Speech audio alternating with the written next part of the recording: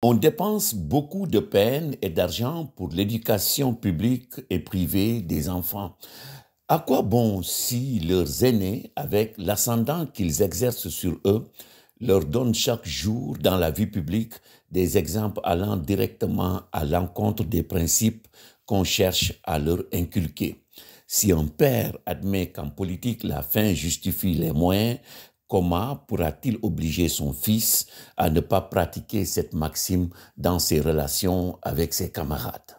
Cette question, d'une actualité brûlante, nous l'avons pourtant tirée du livre posthume d'Édouard Claparède, paru en 1946 et intitulé Morale et politique ou les vacances de la probité. Le spécialiste de l'éducation de poursuivre, lorsque les enfants s'aperçoivent que leurs aînés ne sont pas fidèles aux règles qu'ils leur enseignent, quel ébranlement dans leur être moral, quelle désillusion.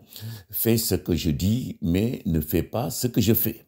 Voilà l'exemple funeste à la jeunesse, regrette l'auteur. On l'entraîne à la duplicité, à l'hypocrisie, un masque d'idéaliste, de spiritualiste, dissimulant un comportement réaliste. Ce qui est plus funeste encore, dit-il, c'est la justification que de très braves gens donnent à cette duplicité. La conclusion qu'il en tire, c'est que les principes sont une chose admirable à condition qu'ils ne viennent jamais compliquer, gêner, rendre impossible la vie de tous les jours. On les habitue ainsi à ne voir dans les principes moraux qu'une matière à examen à la fin de leur cours de philosophie, qu'une pure rhétorique, un verbiage sans aucune application dans la vie quotidienne.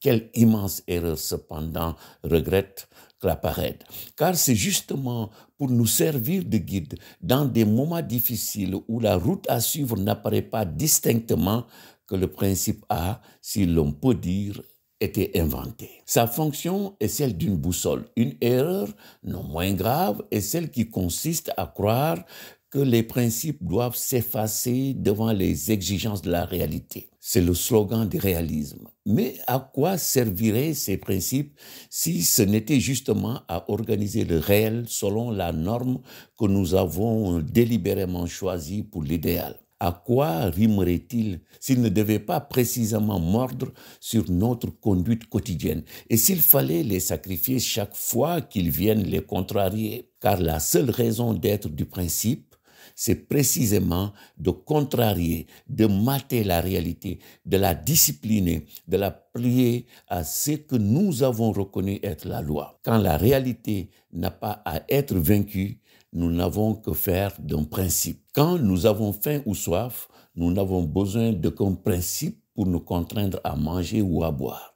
C'est lorsque la situation est trouble et confuse, c'est lorsqu'il y a conflit que le principe devient indispensable pour nous aider à la résoudre dans le sens de nos idéaux. La pire indiscipline, c'est celle d'une pensée qui se contredit, qui admet comme juste et bon un principe ou son contraire, suivant comme le vent tourne, bref, qui triche. Or, l'exemple qu'il faudrait surtout donner aux jeunes, c'est celui d'hommes qui ne trichent pas. Aux jeunes et aussi aux adultes, car ce n'est pas seulement dans l'esprit des jeunes que les libertés qu'on prend avec la loi morale risquent de porter des fruits pernicieux. C'est aussi dans celui du grand public. Quelle responsabilité vis-à-vis de lui portent les hommes d'État qui, tout en vantant dans leur discours la sainteté des grands principes, n'en pratiquent pas moins, jour après jour, la plus lamentable réelle politique? Comment voulez-vous que l'homme de la rue s'y reconnaisse? De ce gâchis, il tirera l'une des deux conséquences, ou bien que sur le plan politique, la morale n'existe pas, et cela ne fera qu'accélérer la décadence de la vie politique, ou bien ce qui est permis sur le plan politique l'est à plus forte raison sur le plan privé.